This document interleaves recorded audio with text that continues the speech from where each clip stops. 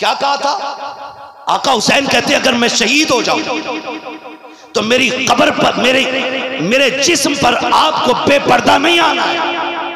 और आखिरी जुमले थे, ज़ैनब मुझे सजदा बचाना है, तुम्हें मां फातिमा का पर्दा बचाना है। मैं सजदा बचाने जा रहा हूं, तुम्हें पर्दा बचाना है। मेरा इमाम मक्तल में गया, तारीख गवाह है, इमाम शहीद हो गए हैं, लाशों पे घोड़े दौड़ गए हैं, लेकिन किसी ने सैयदा ज़ैनब को बेपर्दा नहीं देखा है। हाथ जोड़ के कहता हूं बहनों के भाइयों से, बेटियों के बापों से, क्या डूबने के लिए इतना ही कम है कि दिसंबर के अंदर 5 मुस्लिम बच्चियां गैर मुस्लिमों के साथ होटल में पकड़ी गई हैं? क्या ये मर जाने के लिए कम है? कोसी जैसे शहर के अंदर पर्दा तोड़ने वाली बेटी गैर मुस्लिम के साथ चली गई है, क्या यह डूबने के लिए काफी नहीं है? रामपुर जैसे शहर के अंदर एक मुस्लिम बच्ची ने सैकड़ों मुस्लिम बच्चियां गैर मुस्लिम बच्चों के हवाले की है, क्या मरने के लिए यह काफी नहीं है? क्या डूब मरने के लिए इतना नहीं है? हम किस दिन संभलेंगे? कभी डोरी के नाम पे बेटियां निकाली, कभी ताजिए के नाम पे बेटियों को बेपर्दा किया। कौन सा मुंह सैयदा ज़ैनब को दिखाओगे? तुम्हें खुदा का वास्ता, अगर ज़ैनब हुसैन जैसे भाई के जिस्म पे बेपर्दा नहीं आती तो बेटियों को इन ताजियों पे जाने की इजाजत किसने दी है? ताकि बांधने की इजाजत किसने दी है? सुनो, तुम्हें ज़ैनब का वास्ता है, तुम्हें फातिमा का वास्ता है, जाके बेटियों से कह देना, ए बेटी, हुसैन वाली वो नहीं होती है जो ताजियों पे धागे बांधती है, हुसैन वाली वो होती है जो सरों पे दुपट्टे बांधा करती है। जवाब नहीं मुफ्ती साहब। इस किरदार को आम करो, आम करो। तुम्हारे यहाँ की औरतें मस्जिद में नमाज पढ़ती हैं? क्या कहने? एक टाइम की भी नहीं जाती है? अरे जाती नहीं औरतें मस्जिद में, जुमा पढ़ने भी नहीं जाती। सही बताओ, जाती है जुमे में? अरे अच्छा, अलविदा जुमे को उसमें भी नहीं, फिर ईद तो जाती होंगी ना? बोले हाँ, डर क्यों रहे? जाती है ईद की नमाज पढ़ने? बोले जोर से। इधर वाले भी मेरे भाई बोल दें, बड़ी बड़ी दूर से एक एक भाई आया है। खुदा आपकी मोहब्बतों को कबूल फरमाए और ज़हरा के लालों का सदका अता करे। मुझे पता बड़ी बड़ी दूर से नौजवान आए हैं और इनको मैंने नहीं बुलाया है, जिनकी महफिल है उन्होंने बैठा रखा है। मेरी औकात क्या है मैं किसी को बुला सकूं? ये तेरा करम है आका के बुला लिया है अपना, कहां मुझसे ये कमीना, कहां सिलसिला तुम्हारा। जाती है नमाज पढ़ने मस्जिद में? अरे बोलो भाई, नहीं बोलोगे ऐसे ही बोलता रहूंगा भाई, फिर असद भाई फजर बाद पढ़ेंगे। क्या राय है ना? तवज्जो है सारे लोगों की। जाती है जुमा पढ़ने, ईद पढ़ने? क्यों क्यों नहीं जाती? क्यों नहीं जाती है भाई? क्योंकि इस्लाम ने इजाजत ही नहीं दी। क्यों इजाजत नहीं दी? ताकि इनकी इज्जतें महफूज रह सके। जबकि मस्जिद में कोई नापाक नहीं आता मुफ्ती साहब, सारे ही पाक आते, सारे ही अल्लाह की इबादत करने के लिए आते। लेकिन शरीयत ने बेटी की इज्जत का इतना लिहाज किया, सिर्फ ज़ोहर असर नहीं है, मगरिब भी है और अंधेरी वाली इशा भी है, फिर उठने के बाद की फजर भी। कई इतनी नमाज अंधेरे की भी है। मर्द औरत एक जगह जमा होंगे तो फितने के उठने का शायबाग है। शक है कहीं बेटियों की इज्जतों पे आंच ना आ जाए। अगर किसी के घर की इज्जत एक बार चली जाती है तो फिर वापस नहीं आती है। मैं पूछना चाहता हूँ दलाल पीरों से और दलाल मुरीदों से, जो इस्लाम 5 वक्त की नमाज के लिए मस्जिद में जाने की इजाजत नहीं देता, वो ताजिए पे धागे की इजाजत कैसे देगा? वो मेले की इजाजत कैसे देगा? वो जाकर के नजर मानने की इजाजत कैसे देगा? जाओ हर बेटी से कह दो, अगर तुझे हुसैनी बनना है तो ताजिए पे चढ़ावा ना चढ़ा, बल्कि मुसल्ला बिछा, 100 रकात नफल पढ़, फातिमा की रूह को बख्श दे, करबला वाला भी राजी होगा, मदीने वाला भी राजी। नारे तकबीर, नारे रिसालत, जिक्र इमाम हुसैन, अल्लामा मुफ्ती हम्माद रज़ा साहबुल्लाह। वाह वाह वाह वाह, अरे जवाब नहीं मुफ्ती साहब। कितना लट फेरते अगर आज होते तो। हज़रत उमर फारूक आज़म ऐसा बंद कराया कि आज तक कोई जा नहीं सकती मस्जिद में। एक उम्र में दुनिया की मस्जिद में जाने वाली औरतों का एक बार कह के जाना बंद कर दिया, और सारे पीर मिलकर के अपनी मुरीदाएं नहीं रोक पा रहे। ये अच्छा है कारी साहब लोगों को, माशाल्लाह। क्या बात है, वाह वाह वाह। कारी साहब लोगों को समझना चाहिए, समझना चाहिए सबको। ये दीन नहीं है। अहद करो नौजवानों, हम वो करेंगे जो अली की बेटी ने करबला में करके दिखाया है। वादा करते हैं इंशाअल्लाह। जाके बेटियों को बता दो हुसैन तेरी न्याज पे ऐसी न्याज से राजी नहीं होंगे जो मेले में जाके की जाएगी, जो ताजिए के आगे खड़े होके की जाएगी चौक में जाकर के। सुन, हुसैन को राजी करना है तो फिर तिलावत की आदी हो जा। पूछना चाहता हूँ एक एक बेटी से, जाओ बताओ तो सही पर्दा किसे कहते हैं। मैंने बड़े बड़े पर्दों वाली बेटियां देखी हैं, बड़े मैंने उसूल के घराने देखे हैं। अगर एक बेटे का इंतकाल हो जाता है तो माँ के दुपट्टे का पता नहीं होता है, बहन के कपड़ों का ख्याल नहीं होता है। मगर ज़ैनब तेरे हौसले को सलाम है, शरीयत की पाबंदी को सलाम है। तूने खातूने जन्नत की बेटी होने का हक अदा किया है। ओनो मोहम्मद के लाश पर घोड़े दौड़ते रखे लेकिन पर्दा नहीं छूटा है। सगे भाई की लाश पर घोड़े दौड़ गए लेकिन पर्दा नहीं छूटा। खानदान की लाशों को घोड़ों तले रौंद दिया गया लेकिन पर्दा नहीं छूटा। और अगली बात करने लगा हूं, जब खेमों को लूटा जा रहा था तब अली की बेटी मगरिब की नमाज पढ़ रही थी। जब खेमे जलाए जा रहे थे तब ईशा की नमाज पढ़ रही थी। कोई अली की बेटी ने बता दिया, हम दुनिया के लिए नहीं, हम तो खुदा के लिए दुनिया में तशरीफ लाए। यही हर घर का निजाम होना चाहिए, वरना फिर कोई मतलब नहीं रह जाता। अगर तेरी बेटी मेकअप करके ताजिए के आगे खड़ी है तो कोई मतलब नहीं है तेरे सबील का, कोई मतलब नहीं है तेरे इंतजाम का। बड़ी कुर्बानियां लगी हैं तब दीन यहां तक पहुंचा है, बड़ी कुर्बानियां लगी हैं। पर्दा देखो, खुदा की कसम अगर मैं पर्दे की बात करूं ना, एक रिवायत मैंने पढ़ी है लेकिन मैं इसको इसलिए कम बयान करता हूं कि पता नहीं ये मोतबर है कि गैर मोतबर है। क्योंकि अमर इब्ने साद से यजीद ने कहा था, इब्ने ज़ाद ने कहा था अमर इब्ने साद से कि यार चलो सर तो काट लिए, फतह भी कर ली और जीत भी गए हम, लेकिन एक बात बताओगे? कहा क्या? कहा तुमने जितने छोटे छोटे सर काटे, क्या तुम में से किसी को भी पूरी जंग में एक बार भी रोना नहीं आया? ये इब्ने ज़ाद ने अमर इब्ने साद से कहा। तवज्जो है सारे लोगों को? इब्ने ज़ाद ने कहा कि तुम जो सर काट लाए हो, अच्छी बात है, जंग हो गई, हम जीत गए। उस कुत्ते के लफ्ज ये थे कि अल्लाह ने अमीरुल मोमिनीन को फतह अता फरमाई और बागियों को अल्लाह ने शिकस्त फाश दी। मगर ये तो बताओ, क्या तुम्हें पूरी जंग में किसी पे तरस नहीं आया?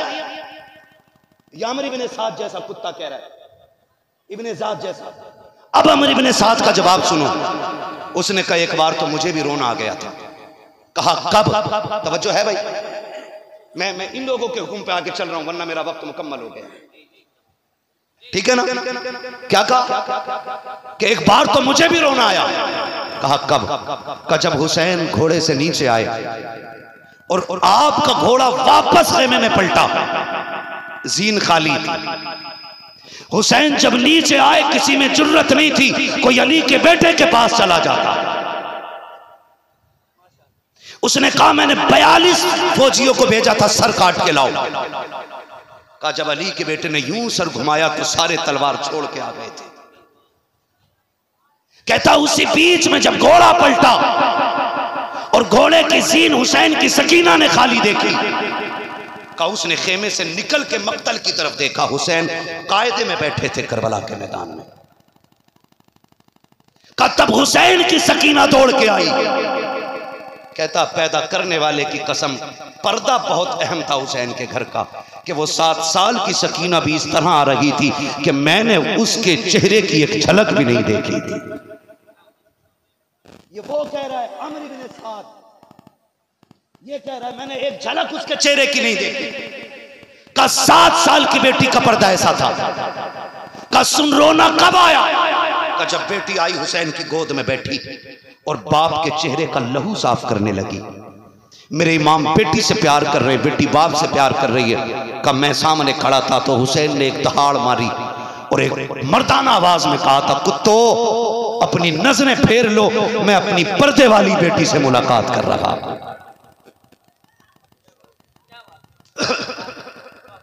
जाओ जाकर के उन मुल्लों को, उन पीरों को जाकर दिखाओ जो ढोल के लिए मर गए और ढोल जिनके लिए मर रहा है। हाँ, मुझे टेंशन नहीं है, पाए मुरा लंग ने इस मुल्क के खुदा तंग ने। कहा कि नजरें फेरो, मैं अपनी पर्दे वाली बेटी से मुलाकात कर रहा हूं। कहा उसके बाद हमने नजरें तो फेर ली, लेकिन क्या बताएं, हम फिर भी घुड़की मार के देखते रहे। कहा मैंने गौर से देखा, उसके बाद हुसैन ने कहा था ज़ैनब सकीना को संभालो। कहा इतना कहा, फिर अली की बेटी जब आई है मैदान करबला में, कहा मैंने देखा सर से लेके पैर तक पर्दा की पर्दा था, मैंने उसको बेपर्दा नहीं देखा। कहा रोना तब आया जब ज़ैनब सकीना को लेके जा रही थी और सकीना ने बाप के गले में यूं मजबूती से हाथ डाल रखे थे। का एक हाथ छुटाते थे, दूसरा डाल लेती थी, उसको छुटाते थे, ये हाथ डाल लेती थी। अल्लाह अकबर। का रोना उस वक्त आ गया जब हुसैन बेटी को अलविदा कह रहे थे। उस वक्त मैं भी रो दिया था जब सकीना बाप को चूम के जा रही थी। का गैरत ये है अली के घर वालों पे ये कट तो गए, लेकिन खुदा की कसम आखिरी लम्हों तक इन्होंने रब का कुरान पढ़ना नहीं छोड़ा था। अल्लाह। लोग बात करते हैं, कहते हैं हुसैन ने नेज़े पे सर पढ़, नेज़े पे कुरान पढ़ा, हुसैन ने नेज़े पे कुरान पढ़ा। मैंने कहा क्या कमाल है, क्या सिर्फ हुसैन का कमाल है? खुदा की कसम जब माँ फातिमा होती है ना तो फिर बेटे नेज़ों पे चढ़ के कुरान सुनाया करते। ये तरबियत माँ की होती है भाई। जो मुहर्रम के नाम पे मेलों में जाके लुट गई, वो किस मोहम्मद बिन कासिम को जन्म देगी? वो किस सलाहुद्दीन अय्यूबी को जन्म देगी? खुदारा बदलें अपने रवैये, मुहर्रम के नाम पे पर्दों की तौहीन न करें,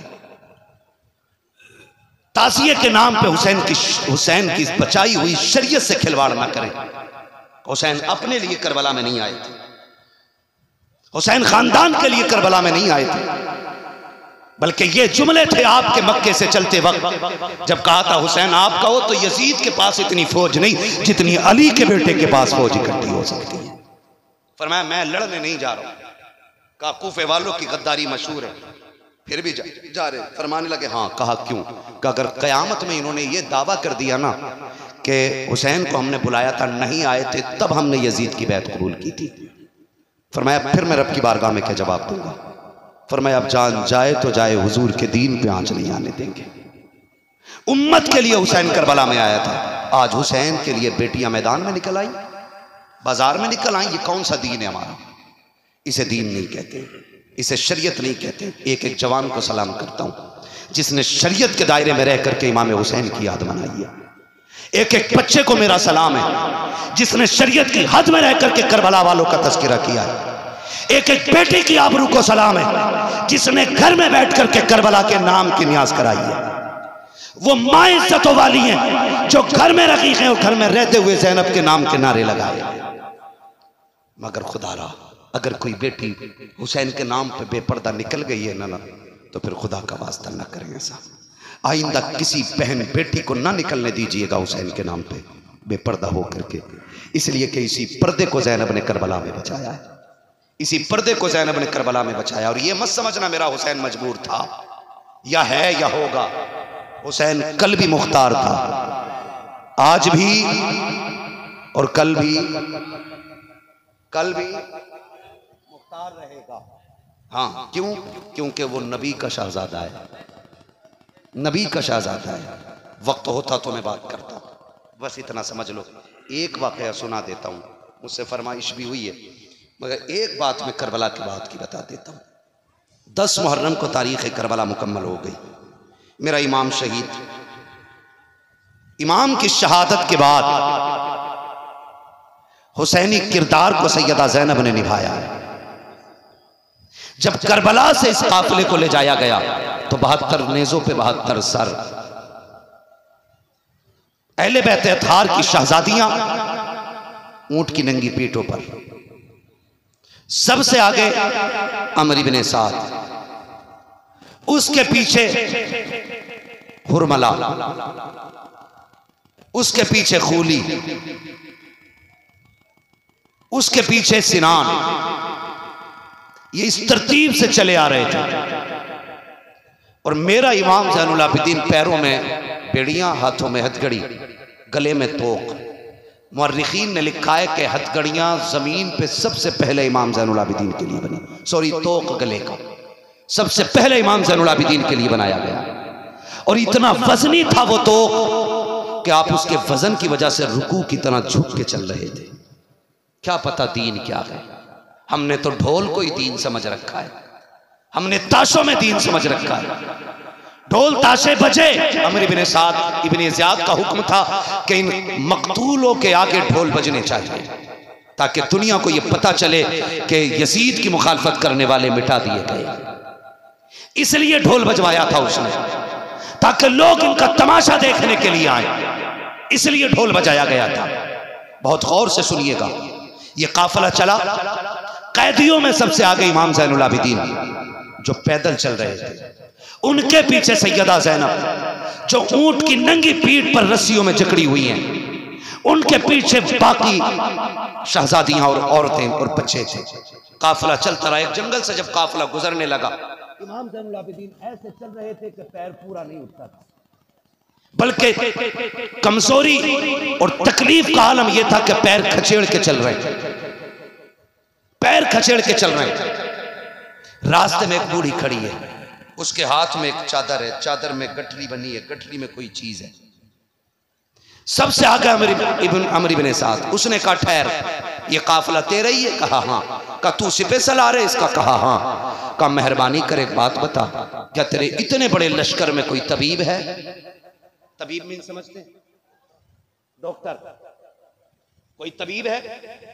तो अमर इब्न साद ने मजाक बनाने के तौर पे इमाम ज़ैनुल आबिदीन की तरफ देखा और देख के कहने लगा मेरे पास तो नहीं है, इससे पूछ ले, ये जो कैदी आ रहा है ना, हो सकता है ये तबीब हो। वो मजाक के तौर पे कह रहा है। बूढ़ी आगे बढ़ी और जाके इमाम सज्जाद से कहती है क्या तू तबीब है? मेरे इमाम ने मुस्कुरा के अमर इब्न साद का चेहरा देखा और फरमाने लगे माँ मैं भी तबीब, मेरा घर भी तबीब, मेरा घराना भी तबीब होगा है। तू मर्ज बता। कहा मेरा बेटा बीमार है, चल के जरा देख ले। फरमाने लगे अम्मा आज हम इनके कैदी हैं, इनसे इजाजत ले ले तो हम चले। जब इतनी बात कही तो वो दौड़ करके अमर इब्न साद के पास गई कि ये तेरा कैदी है? कहा हाँ। कहा मेहरबानी कर चाबी दे दे, इसे मैं लेके जाना चाहती हूँ। उसने कहा क्या देगी? माँ ने अपनी झोली खोली, कहा सुन ये 7 बेटियों का जेवर है, 7 बेटियों का जेवर लेके आ गई हूँ। 7 बेटी है, 1 बेटा है, बेटा मौत के करीब है, बहनों ने सारा जेवर दे दिया था और कहा था अम्मी तबीब लेके आना ताकि भाई को कुछ ना हो सके। कहा ये कह के 7 बेटियों ने सारा जेवर दे दिया। कहा ले ये सारा जेवर ले ले, हमें तबीब दे दे। उसने सारा जेवर लिया क्योंकि वो थे कि दौलत के कुत्ते। और जब चाबी देने लगा उसने कहा सज्जाद अगर हमारी बात मान ली होती तो इस चाबी के मोहताज नहीं होते। मेरे इमाम ने जलाल में कहा था तुम्हें क्या लगता है हम तुम्हारी चाबी के मोहताज हैं? कहा चल के दिखाओ। फरमाया चाबी रख अपने पास। आपने गुस्से में जैसी पैरों की तरफ देखा है, नजर पड़ते की बेड़ियां टूट के पानी की तरह बहना शुरू कर देती, बेड़ियां टूट जाती हैं। फरमाया संभाल अपनी चाबियां, हथकड़ी भी टूट गई और गले का तोक भी पानी की तरह बह गया। कहा मां चल तेरा बेटा देखना है, तेरा बेटा देखना है। गए, अभी घर थोड़ा सा दूर रह गया था, घर थोड़ा सा दूर रह गया था। बेटी ने दरवाजे पे खड़े होकर कहा अम्मी अब तबीब की जरूरत नहीं रही है, भाई खत्म हो गया है, अब डॉक्टर को वापस भेज दे। बूढ़ी कहने लगी तबीब तेरी मेहरबानी, तू थक के आया, चल के आया, जा वापस चला जा। बेटा ही नहीं रहा तो अब तू किसे देखेगा? इमाम सज्जाद कहते अम्मी इजाजत दे तो मैं तेरे घर तक आ जाऊं। कहा बेटे मैं देखती रह गई हूं, तुझसे पूरा कदम नहीं रखा जा रहा है, तेरा एक एक कदम कीमती है, क्या करेगा आकर के? वापस चला जा। कहते अम्मा तो मेहमानों से ऐसा रवैया नहीं दिखाया जाता है, दरवाजे से मेहमान नहीं लुटाए जाते हैं, माँ इजाजत दे ना अंदर आने की। इमाम सज्जाद अंदर आए हैं, क्या देखते हैं 7 बहनें हैं चारों तरफ बैठी हुई हैं। इमाम ज़ैनुल आबिदीन भी जाके खड़े हो जाते हैं। जब बेटियों को रोते हुए देखा आपकी आंख में आंसू आ गए। एक बच्ची बेटी ने कहा था भाई हमारा गया कि तू क्यों रो रहा है। इमाम ज़ैनुल आबिदीन ने कहा था तुम्हारे आंसू देख के मुझे मदीने वाली सुहरा की याद आ गई है, मुझे अकबर की बहन याद आ गई है, उसकी याद ने रुला दिया है। कहा जा आगे बढ़े हैं और आगे बढ़ करके उस नौजवान की चादर हटाई है। फरमाया था सुन भाई बहनों को रुलाया नहीं करते हैं, उठ जा और बहनों को तसल्ली दे। इतना कहना था मुर्दा भाई उठ के बैठ जाता है। कहते अम्मा ले तेरा बेटा जिंदा हो गया है। उसके बाद पूछते हैं बता जेवर कितना था। कहा 7 बेटियों का जेवर था। कहा जा जितना सोना चाहिए उतनी मिट्टी लेके आ जा। पूरी दौड़ के गई है, दामन में मिट्टी भर लाई है। मेरे इमाम ने हाथ लगाया, कहा देख क्या है, अल्लाह ने सारी मिट्टी को सोना बना दिया है, मिट्टी सोना बन गई है। कहते अम्मा अब बेटा भी मिल गया है, सोना भी मिल गया है, अब तो जाने की इजाजत दे दे। बोली कदमों पे गिर जाती है। कहती है शहजादे ये तो नहीं जानती हूँ तू किस माँ का लाल है, किस घराने से ताल्लुक रखता है, कौन सी शाने लेकर के तू चल रहा है, लेकिन इतना तो बता के जाना पड़ेगा। कहा क्या कि वो नेज़ों पे सर किसके थे, वो कटे हुए सर किसके थे। मेरे इमाम ने कहा था वो सब मेरे खानदान के सर हैं। कहा अच्छा का सबसे आगे सर किसका था। कहा मेरे बाप का सर है। उसके पीछे सर किसका। कहा चचा अब्बास का सर है। कहा वो सर किसका था। कहा अकबर का सर था। कहा वो सर किसका था। कहा कासिम का सर था। एक एक सर को बताते रखे। बूढ़ी ने कहा बेटे एक बात बता दे, तू मुझे बतागा कि नहीं। कहा माँ पूछ तो सकी। कहा तूने मेरा एक जिंदा कर दिया है, अपने 72 जिंदा क्यों नहीं कर सका है, ये भी बता के चला जा। ऐसा कौन सा राज है कि मेरा एक मरा उसे जिंदा कर गया, तू अपने 72 को जिंदा ना कर सका। मेरे इमाम ज़ैनुल आबिदीन ने कहा था अम्मा जी मेरी मजबूरी है, वरना मैं 72 भी जिंदा कर लेता। कहा कौन सी मजबूरी है। कहा यहाँ नहीं पता चलेगा, मेरे साथ चल, मैं तुझे चल के दिखाता हूँ तब समझ में आएगा। पूरी आई है, उस जगह पे आए हैं जहाँ नेज़े पे मेरे इमाम का सर रखा हुआ है और पीठ के पीछे आकर के पीछे की साइड में इमाम ज़ैनुल आबिदीन खड़े हुए हैं और खड़े होकर कहते हैं अब्बा जी जरा रुख इधर कीजिए, यहाँ तक लिखा है। इतना कहना था सरे हुसैन बेटे की तरफ घूम जाता है। गाजी अब्बास के सर, अल्लाह अकबर, सारे सर नेज़ों पे है। इमाम ज़ैनुल आबिदीन कहते हैं अब्बा जी अब वो कुरान सुनाइए जो पूरा सफर बेटे को सुनाते रखे हैं। इतना कहना था लबे हुसैन हिलने लग जाते हैं। सूरे रहमान की तिलावत शुरू होती है। जब चंद आयतों की तिलावत हो गई, मेरे इमाम ने बूढ़ी से कहा था अम्मा आपको समझ में आया कि नहीं। कहा बेटे अब भी नहीं समझी। कहा देखती नहीं है, मेरा बाप ने से पे है लेकिन कुरान पढ़ रहा है। बात यह है जिंदा वो किए जाते हैं जो मर जाया करते हैं, जो पहले से जिंदा होते हैं वो जिंदा नहीं किए जाते। कत्ले हुसैन असल में मरगे यजीद है, इस्लाम जिंदा होता है हर करबला के बाद। पूरे काफिले को लेकर के सैयदा ज़ैनब मदीने तक लेके आई और मदीना शरीफ जब आ गया ना, सैयदा ज़ैनब ने रुख किया फिर करबला की तरफ। कहा सज्जाद जरा करीब आओ। इमाम ज़ैनुल आबिदीन को करीब खड़ा किया और रुख करके करबला की तरफ कहती हुसैन गवाह रहना, मैंने तेरा बेटा खैरियत से मदीने तक पहुंचा दिया है, मदीने तक पहुंचा दिया। कहा सज्जाद ज़ैनब की ड्यूटी पूरी हुई, अब जाओ घर। इसीलिए मैं कहता हूँ बचा के कूफे से आबिद को लेके आई है, कमर में बारे इमामत उठा के लाई है, अली की बेटी को झुककर सलाम करी सलाम, तेरी अमानतें घर तक बचा के लाई है, तेरी अमानतें घर तक बचा के लाई है। फरमाया गया इन्नल्लाहा मास्साबिरीन, अल्लाह सब्र करने वालों के साथ है, सब्र करने वालों के साथ है। अपनों को माफ़ करने का हौसला रखे, अपनों की खताओं को बख्शना सीखे। अपना दिल तोड़ दे तो सीने से लगाने की ज़रूरत रखिएगा। एक दूसरे से दुश्मनी निभाने का वक्त नहीं है, एक दूसरे मुसलमान भाई को सीने से लगाने का वक्त है। अब हवाएं हमारे खिलाफ हो गई हैं, दुश्मन ताक में है। अब हुजूर की उम्मत को होश के नाखून लेने की ज़रूरत है।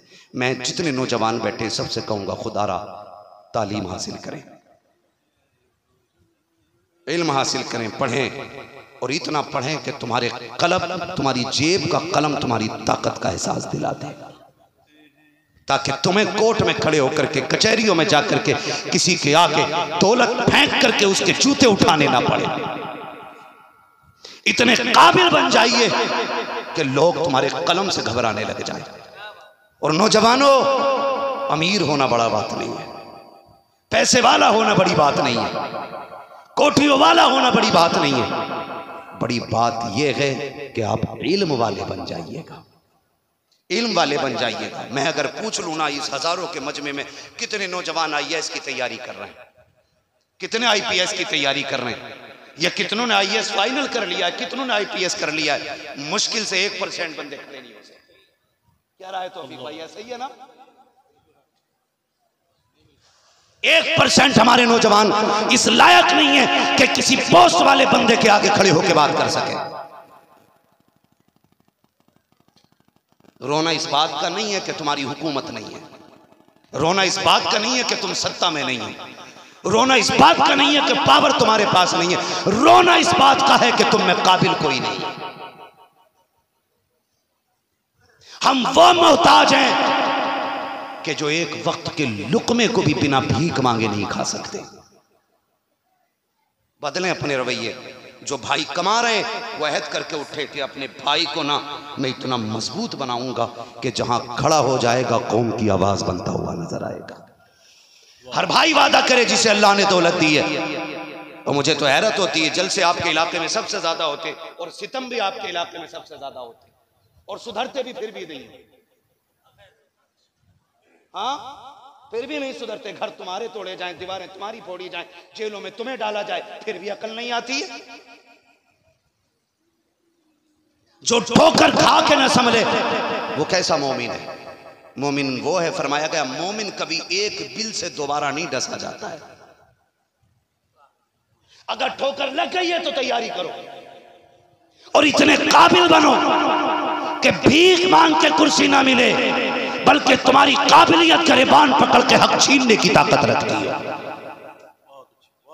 बनोगे इतना काबिल इंशाअल्लाह। कैसे बनोगे? 3 बजे तक मोबाइल चला के, PUBG खेल के, हर तीसरे महीने में जलसे करके, वाह वाह वाह वाह वाह वाह वाह, बन गया IAS। एक जलसा सुनो, उसका असर कम से कम 10 साल रहना चाहिए। अपनी नस्लों को तैयार करो। हम गोली चलाने वाले लोग नहीं, हम बम मारने वाले लोग नहीं, हम किरदार वाले लोग हैं। हम किरदार वाले लोग हैं। खड़े हों, कमजोरों की आवाज बने। इतनी काबिलियत और इतनी पावर आप खुद तालीम हासिल करके हासिल कर लें ताकि आप दबाए ना जाएं, बल्कि किसी दबे हुए को आप उठाने की ताकत रखने लग जाएं। करेंगे इंशाअल्लाह, वादा करते हैं इंशाअल्लाह। अच्छा, मैं एक मजार बनवा रहा हूं आपके इलाके में, चंदा दे दोगे? हैं? दोगे चंदा भाई? कितने लोग दे देंगे चंदा? जरा बता दें हाथ उठा के। बस इतने लोग मोहब्बत करते हैं हमसे। हाँ, अपने ही बनवा लूं, जब कौम नहीं मान रही तो क्या कर? समझ गए मेरी बात? पढ़िए और आगे बढ़िए। और भाई आपका नाम क्या रहा? सोनू भाई। खुदा आपकी नस्लों को आबाद रखे, ज़हरा के लालों का सदका आपको अता करे। एक बस अर्ज मेरी आपसे है, ये गांव आपका है ना? गांव आपका है ना? क्या नाम है इस गांव का? दुल्हापुर पहाड़ी। दुल्हापुर पहाड़ी। जमीन तो सारी अंबार है। चलो खैर, जैसे भी रही होगी, बाद में खोद के बराबर कर ली होगी। तो सोनू भाई है ना, आपसे मेरी इतनी गुजारिश है, आपने आज ज़हरा के लालों के जिक्र की महफिल सजाई है। खुदा करे ये हर साल आप सजाएं। और ये हर एक का मुकद्दर नहीं होता, नसीब वालों के घर ज़हरा के लाल की महफिल सजती है। लेकिन अगली बात जो मैं कहने जा रहा हूं, आप अपने पूरे गांव पे नजर रखिए। मुझे लगता है अल्लाह ने आपको बहुत दौलत दी है, वरना इतने बड़े बड़े शुअरा इतनी आसानी से नहीं आया करते। हाँ, इतनी आसानी से नहीं आएंगे। आपको अल्लाह ने नवाजा है। एक बात मेरी छोटी से मान लीजिए, छोटी सी। आप आज ये ऐलान कर देना कि मेरे गांव में जो सबसे ज्यादा टॉप आएगा ना तालीम में, जो पूरे गांव को टॉप करेगा, कह दीजिएगा अपनी तरफ से कोई भी एक इनाम उसके लिए रखिए। और सिर्फ इनाम नहीं, इनाम में यह नहीं उसे मोबाइल दे दें आप, जो पढ़ रहा है वो बिल्कुल ना पढ़े। वो चीज दीजिए जो उसके पढ़ने में काम आए। और यह भी कोशिश कीजिए, बंदा गरीब है ना तो ऐलान करना, मैं फातिमा के लालों के सदक़े में पूरे साल की फीस उस बच्चे की दूंगा जो पढ़ने में अच्छा होगा, खर्चे में कमजोर होगा। क्या राय है आपकी? कर दूं मैं ये ऐलान? है? खड़े हो जरा, एक बंदा महफिल से नारा लगा दे, कोई बंदा लगाए नारा।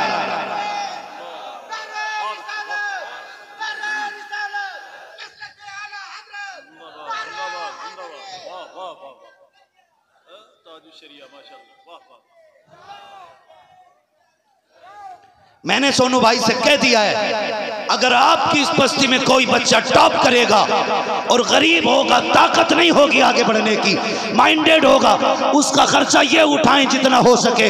खुदा की कसम खा के कहता हूँ, जलसा एक दिन सजा के, जिस दिन ये MBBS बन करके मेडिकल लाइन में जा करके कुर्सी पे बैठ के कहेगा, लोगों 6 दिन दवाइयाँ पैसे लेकर दी जाएगी, एक दिन दवाई सारा के लालों के नाम पे फ्री लुटाई जाएगी। दवाइयाँ ये देगा, अल्लाह बरकतें आपके खाते में अता फरमाता रहे। मैं उसे सेठिया नहीं मानता जो मुंबई से गाड़ी ला के गाँव में चला के दिखाता है। वहां भंगार का मालिक हो, यहां भी भंगारी लगे। मेरी नजर में सेठ वो है जिसे अल्लाह ने दौलत दी है तो वो समझे ये सिर्फ मेरे लिए नहीं, हुजूर की गरीब उम्मत का भी इसमें हिस्सा रखा गया है। अब नौजवानों तुम्हें पढ़ना है, कोई ये उज्र ना करे मैं पढ़ना चाहता था, पैसे नहीं थी, मेहनत कर, गांव को टॉप कर और अच्छी डिग्री लेके आ। कामयाबी के लिए हुसैन का गुलाम तेरी मदद के लिए तैयार बैठ गया है। करेंगे इंशाल्लाह। और फिर हिम्मत हारने की जरूरत नहीं है आपको। आपके हौसले के लिए मैं ये बात कह दूं, मेरे इमाम ने कहा था, आता है फकीरों पे उन्हें प्यार कुछ ऐसा, खुद भीख दें और खुद कहें मंगते का भला हो। मंगता तो है मंगता, कोई शाखों में दिखा दो जिसको मेरे सरकार से टुकड़ा मिला। करेंगे इंशाल्लाह। अल्लाह ताला हमारी इस महफिल को अपनी बारगाह में कबूल फरमाए, सबको ज़हरा के लालों का सदका अता फरमाए। और ये महफिल सजी है, इसमें जो भी बातें कही गई हैं अल्लाह तमाम उम्मत मुस्लिमा को उस पर अमल करने की तौफीक अता फरमाए। अब रहने दीजिए मेरे भाई, प्लीज़ मेहरबानी करें, 1.5 घंटे से ऊपर हो गया है, 1.5 घंटे से ऊपर हो गया। नहीं बस मैं आखिरी बात मेरी सुन लें कि मेरे भाई ने शजरे को कहा था, मुझे नहीं मालूम वो कहाँ से आया था, कितनी दूर से आया था। वो कह गया बोले शजरा पढ़ दिया जाए। मैं इतना थक गया हूँ कि 2 शजरों की मेहनत लग गई है इसमें तकरीबन। हाँ ठीक है ना ऑपरेटर साहब, अब आप को ऐसा करो जैसे असद भाई के नंबर पे करो, मैं भी तुम्हें गा के दिखाऊं। है ऑपरेटर साहब जिंदा? ठीक ठीक है मेरे भाई, बेटा बोले जरा सुभान अल्लाह। हाँ भाई पता नहीं वो भाई चला गया क्या है, मैं नहीं जानता हूँ, लेकिन उसने कहा है और मैं पढ़ दे रहा हूँ ताकि इनका भी हुक्म रह जाए और आपका भी मन रह जाए। जरा कह दे सुभान अल्लाह। उठेगा कोई नहीं अपनी जगह से, मुझे कोई उठ के दाद नहीं दे। ऐसा होता है ना, शजरा खत्म होता तो लोग मैं नहीं जानता हूँ उसमें रत्ती भर सवाब ज्यादा मिलेगा। आप अदब से सुन लो, हुसैन की महफिल है, यही बड़ी बात है। ठीक है ना, मोहब्बत से बोलें जरा सुभान अल्लाह। इतनी जोर से तो मैं नमाज जनाजा भी नहीं पढ़ाता हूँ जितनी जोर से आप सुभान अल्लाह कह रहे हैं। जोर से बोलो सुभान अल्लाह। क्या बात है, ये मोहल्ला बड़ा मजबूत निकला। जिधर दिल है ना, अच्छा इधर असल में हार्ट की मरीज भी ज्यादा ही हो गए, इधर दिल वाले लोग बड़े कमजोर लग रहे हैं। ठीक है ना, इधर दिल नहीं है, डरो मत, इधर हार्ट होना ही नहीं है। ठीक है ना, आपको तो जोर से बोलना था ना, आप दिल की तरफ थे, बोलने जरा सुभान अल्लाह। हाँ मैं मोहल्ले में नहीं बांटूंगा। लोग कहते हैं ना, कहते हैं ये असद भाई का मोहल्ला, ये मेरा मोहल्ला, हम कहते हैं ये सारा ही हुसैनी मोहल्ला है। ठीक है ना, मेरा हाथ का इशारा हो तो समझ जाना। क्या समझोगे? मौलवी सांस लेना चाह रहा है, ये समझना, मौलवी की सांस फंस रही है। नहीं नहीं, अपनी सांस उखड़ती है, उसको जरा तसल्ली देनी है ना। एक बार की सुभान अल्लाह में क्या उखड़ जाए। ठीक है ना, कोई बात नहीं, बड़ों की बातें बड़ी रहती है। ठीक, आप जरा बोलें सुभान अल्लाह। आदम के बेटे शीश, ऐसा घूर के देखोगे भैया तो मैं उठ जा रहा हूं, मेरी ड्यूटी पूरी हो गई है, मुफ्ती साहब से पैसे ले लिए, टेंशन कोई नहीं है। ठीक है ना, बोले जरा सुभान अल्लाह, और जोर से बोले सुभान अल्लाह। आदम के बेटे शीश, शीश के बेटे यानस, यानस के बेटे कैनान, कैनान के बेटे मैलाइल, मैलाइल के बेटे व्यारत, व्यारत के बेटे इदरीस, इदरीस के बेटे मुतवशिक, मुतवशिक के बेटे लबक नेक नाम, लबक नेक नाम के बेटे नूह, नूह के बेटे शाम, शाम के बेटे जुल्हाद, जुल्हाद के बेटे शालिक, शालिक के बेटे आबिर, आबिर के बेटे दाता, दाता के बेटे रावा, रावा के बेटे सारू, सारू के बेटे नाखुर, नाखुर के बेटे तारिक, तारिक के बेटे इब्राहिम। बिना माइक के भी इतने तेज आवाज निकाल दूंगा बेटे, तुमने साउंड इतना नहीं बजाया जितना हमने तकरीरें की। दबाओ मत आवाज को, बोलने जरा सुभान अल्लाह। इब्राहिम खलीलुल्लाह के बेटे इस्माइल ज़बीहुल्लाह के बेटे केदार के बेटे अवाम के बेटे हमल के बेटे साबित के बेटे सलमान के बेटे रईसा के बेटे इलियासा के बेटे औद के बेटे हव्वा के बेटे अदनान के बेटे मोइद के बेटे नदार के बेटे मुदिर के बेटे इलियास के बेटे मुदरिका के बेटे खदीमा के बेटे किनाना के बेटे नदर के बेटे मालिक के बेटे फार के बेटे खालिद के बेटे लुई के बेटे काब के बेटे मुर्रा के बेटे किलाब के बेटे कुसै के बेटे अब्द मनाफ के बेटे हाशिम के बेटे अब्दुल मुत्तलिब के बेटे अब्दुल्लाह के बेटे मुहम्मदुर रसूलुल्लाह। नाराए तकबीर, नाराए रिसालत, अज़मत रसूल आज़म, ज़िक्र इमाम हुसैन, उलमाए अहले सुन्नत। बस जो हुए अगलातुल को माफ़ फरमाए रब्बे कायनात। ज़िंदगी ने दिया साथ, फिर होगी मुलाकात। चमन रहा फूल खिलेंगे, ज़िंदगी रही, फिर मिलेंगे। मुसाफिर हैं हम भी, मुसाफिर हो तुम भी, किसी मोड़ पर फिर मुलाकात होगी। फ़कीरान आए सदा कर चले, सदा खुश रहो ये दुआ कर चले। सारे लोग कलमा शरीफ पढ़ लीजिए, ला इलाहा इल्लल्लाहु मुहम्मदुर रसूलुल्लाह, अस्तग़फिरुल्लाह रब्बी मिन कुल्लि ज़ंबिन व अतूबु इलैहि व मा अलैना इल्लल बलाग। अस्सलामु अलैकुम व रहमतुल्लाहि व बरकातुहू।